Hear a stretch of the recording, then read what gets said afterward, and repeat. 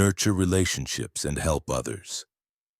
We are not solitary beings, we are social creatures meant to live and thrive in connection with others. Even Marcus Aurelius, the Stoic emperor often celebrated for his inner strength and solitude, reminded himself in meditations. Men exist for the sake of one another. Teach them then, or bear with them. This speaks to a core Stoic belief: relationships aren't distractions from the path, they are the path. Supporting, teaching, and showing up for one another is part of what it means to live a good life.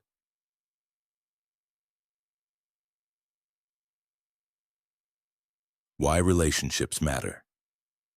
Spending time with loved ones, friends, family, community adds deep meaning to our lives. These bonds provide a sense of belonging, joy, and emotional support that no material success or achievement can replace. Modern science echoes this wisdom. The long-running Harvard study of adult development found that close relationships, not wealth or fame, are the strongest predictors of happiness, health, and longevity. People with strong social ties report less stress, better mental health, and even live longer. Seneca put it simply, there is no enjoying the possession of anything valuable unless one has someone to share it with. Whether you're celebrating victories or facing hardships, life is richer when shared. So why we drift apart? Yet, in the whirlwind of modern life, relationships often fall to the bottom of our priority list. Work deadlines, personal ambitions, and digital distractions get in the way. We tell ourselves there will always be time to reconnect later. But the Stoics would warn us, memento mori, remember death. Life is short and uncertain. The time to nurture the people we care about is now. How to reconnect and stay connected. You don't need grand gestures. Start small. Call a friend you haven't spoken to in a while. Invite your family for dinner, or go visit your parents. Make time for the people you love, even when it's inconvenient. Presence is key. In today's digital world, we may be physically together but mentally elsewhere. The Stoics taught that true presence, being fully in the moment, is essential to a meaningful life. When you're with others, put down your phone, listen, engage, laugh, be there.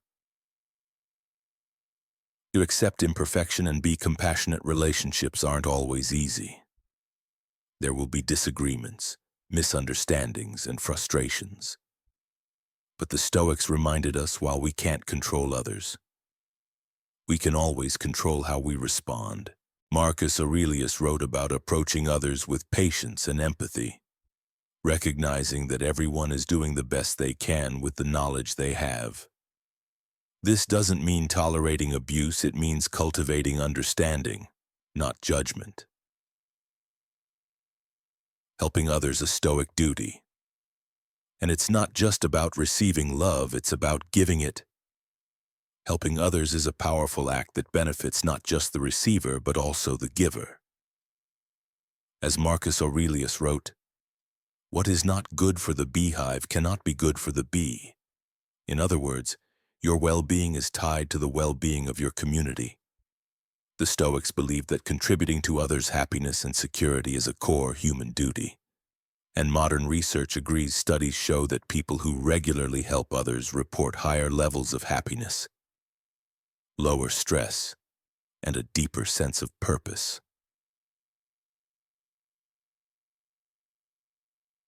How to live this out? Reach out.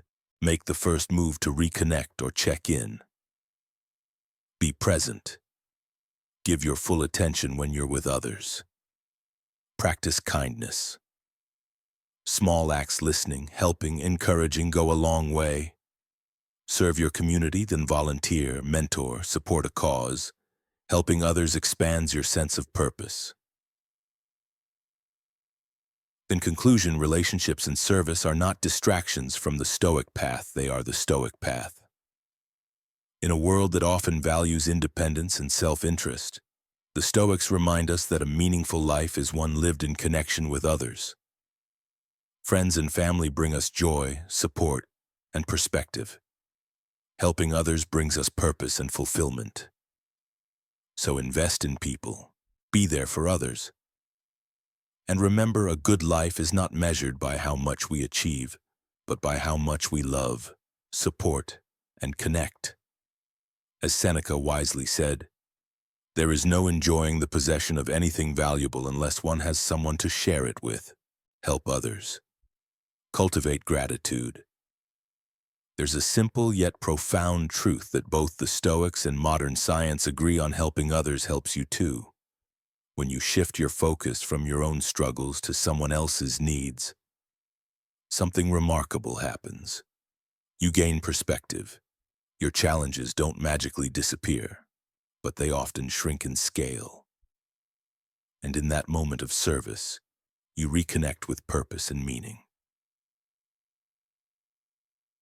The science of service research consistently shows that helping others, whether through formal volunteering or small daily acts of kindness, lowers stress, reduces anxiety, and boosts overall life satisfaction. A study by the American Psychological Association found that those who regularly help others report higher happiness levels, better mental health, a stronger sense of purpose. Why? Because helping others activates the brain's reward system, releasing chemicals like dopamine and oxytocin, which elevate mood and increase feelings of connection. In other words, helping others is not just nice, it's necessary for our own well-being. Stoic virtue in action. To the Stoics, virtue was the highest good, and at the heart of virtue lies service to others. They didn't equate goodness with wealth or status, but with how we choose to act, especially toward our fellow human beings. Marcus Aurelius wrote, "What is not good for the beehive cannot be good for the bee." This metaphor captures the essence of Stoic ethics. We thrive when we contribute to the whole. You don't need grand gestures to live this truth. Seneca often reminded his readers that small acts, listening, offering advice, showing patience, are just as virtuous. These little efforts ripple outward, creating a more compassionate and connected world. Be the one who helps. Think back to a time someone helped you.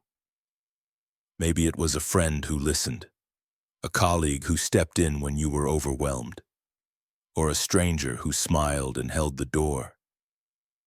These moments stick with us. They remind us that we're not alone.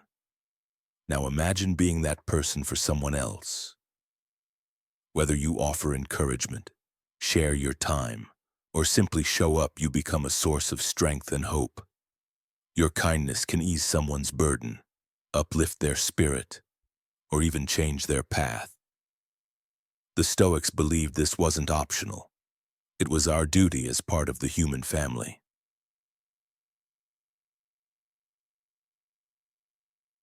Helping without burning out.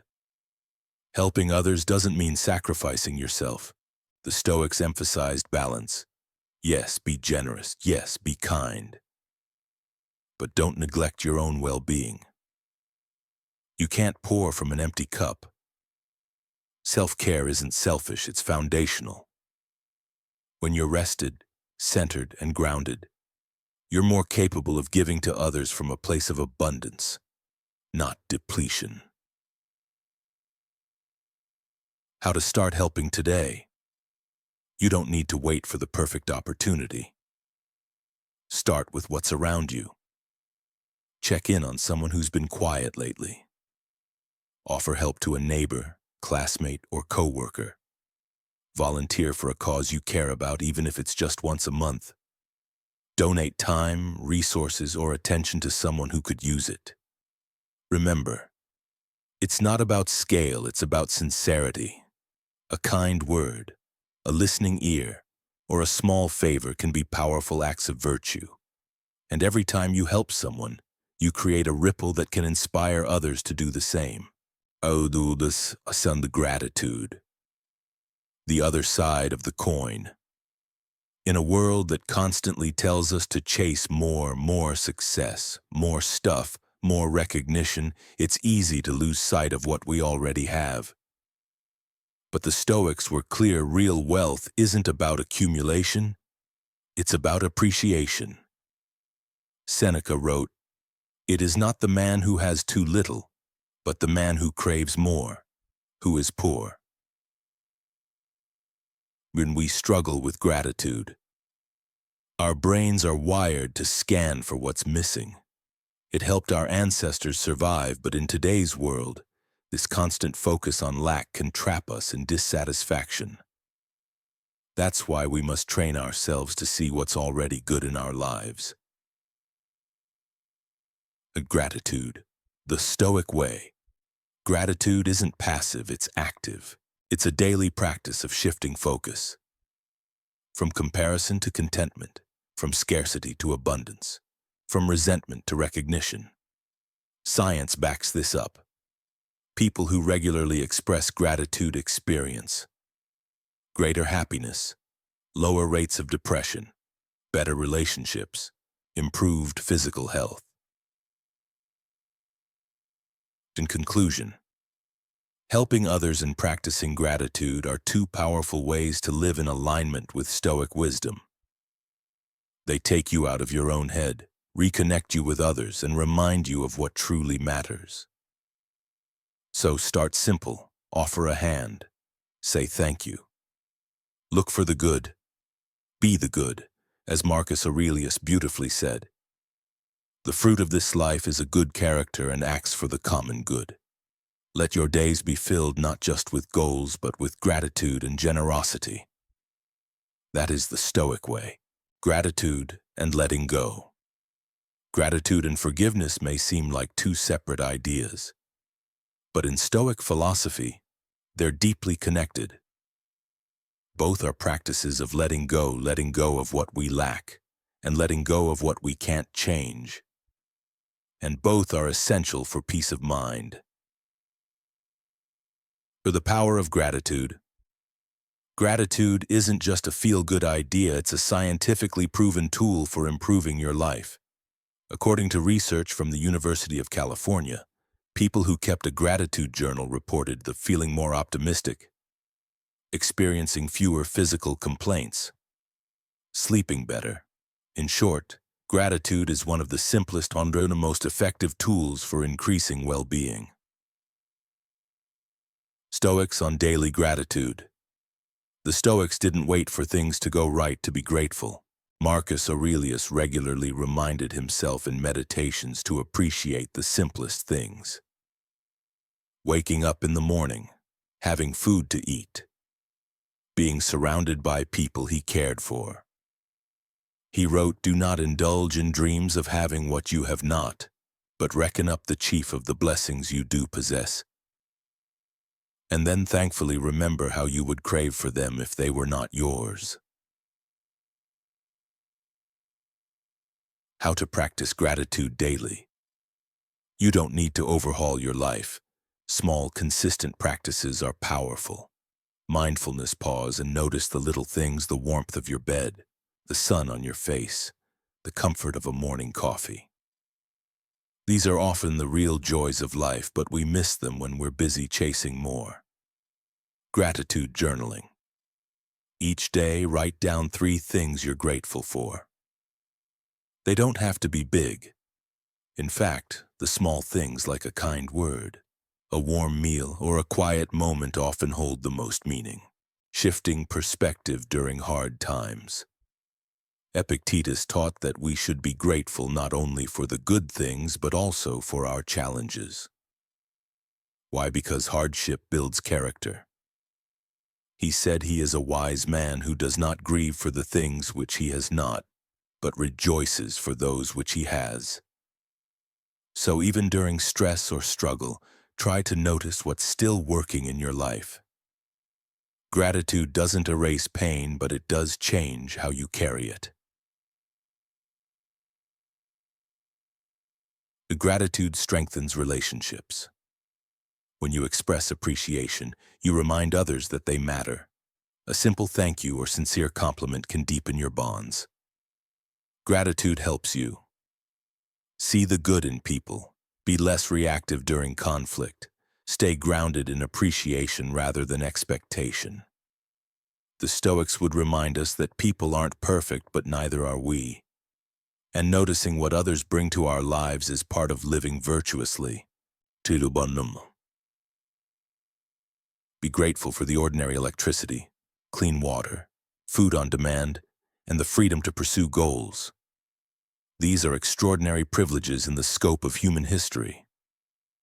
We take them for granted because we see them every day. But gratitude for these ordinary things reminds you that your life is full of blessings, even if they don't always feel extraordinary. Gratitude is not settling. Some worry that gratitude will make them complacent. But the Stoics were clear: you can be grateful and ambitious. You can appreciate what you have and work for what you want. The key is not to attach your happiness to what you don't yet have. As Seneca wrote, true happiness is to enjoy the present without anxious dependence upon the future. Let go of grudges. Holding a grudge is like carrying a stone in your heart, heavy, draining, and ultimately self-inflicted. Yes, it's natural to feel hurt, but when that hurt lingers too long, it becomes a barrier to your peace and personal growth. Stoic forgiveness. The Stoics believed that letting go of anger was a form of strength. Marcus Aurelius wrote, "The best revenge is to be unlike him who performed the injury." In other words, don't let someone else's poor behavior turn you into someone you're not. By forgiving, you're not excusing their actions. You're choosing not to let their behavior control your emotions. Why letting go heals you. Emotionally, grudges drain your energy. Mentally, they keep you stuck in the past. Physically, they can manifest as stress, tension, even illness. Letting go isn't weakness, it's wisdom. It means choosing peace over bitterness, growth over grievance. How to let go? Start by reminding yourself of what's within your control. You can't control how others act, but you can control how long you carry their actions in your mind. Practice reframing. Instead of, "They wronged me," say, "I will not let their actions define me." Instead of, "They owe me an apology," say, "I release this for my own peace." This is how the Stoics maintained their inner strength, by letting go of what doesn't serve them.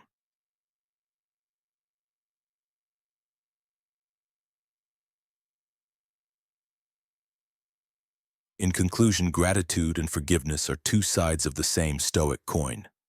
Both require presence, perspective, and intention. When you focus on what you have instead of what's missing. Appreciate the people in your life. Let go of the anger that no longer serves you.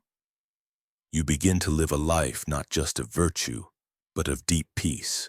So each day, ask yourself, what can I appreciate? What can I release? How can I rise above and return to what truly matters? As the Stoics taught, you are not just here to endure life, you are here to live it well. Letting go of a grudge means you're choosing to no longer let someone else's actions control your emotions or your life. But why is it so difficult for many people to forgive? Often, holding on to anger feels like a form of self-protection, like staying angry shields us from being hurt again. In truth, though, grudges don't protect us, they imprison us in the past, forcing us to relive the same pain repeatedly. The Stoics believed that by clinging to resentment, we give more power to the person or event that harmed us. Instead of freeing ourselves, we allow that negativity to occupy space in our minds and hearts, blocking peace and happiness in the present.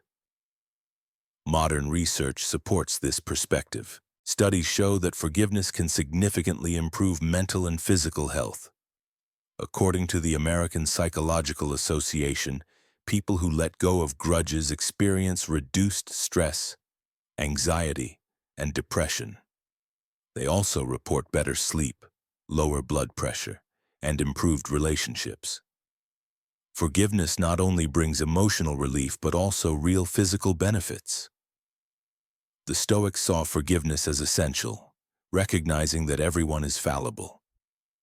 Epictetus often reminded his students that people act based on the limited understanding they have at the time. When someone wrongs you, it's usually out of ignorance rather than malice. Acknowledging this can help us respond with compassion instead of anger. As Epictetus said, if someone speaks ill of you, don't defend yourself.